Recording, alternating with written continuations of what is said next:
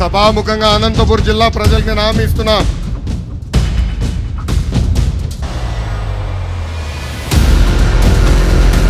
ఆ భూములు మళ్ళీ తిరిగి ప్రభుత్వం తీసుకుని పెద్ద ఎత్తున ఉద్యోగాలు ఉపాధి కల్పించే బాధ్యత వ్యక్తిగతంగా నేను తీసుకుంటానని హామీ నేను ఇస్తున్నా. మన ప్రభుత్వం ఉన్న 5 సంవత్సరాల్లో ఎప్పుడు లేని విధంగా ఉరవకొండ నియోజకవర్గ అభివృద్ధి చేసింది కేశవన్న.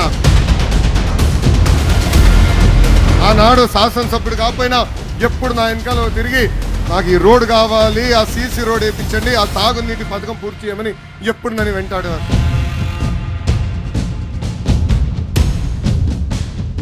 నేను శాసనసభలో మంత్రిగా ఉన్నప్పుడు బయటికి వచ్చి కనీసం టాయిలెట్కి వెళ్ళని రెడీగా ఉన్నాడు ఆయన కాగితాలు బట్టి.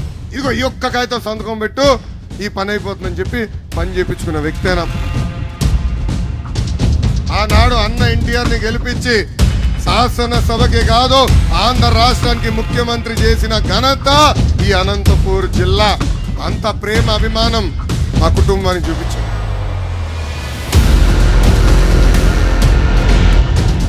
ఇంకొక మావయ్య నందమూరి హరికృష్ణ గారిని కూడా గెలిపించింది అనంతపూర్ జిల్లా.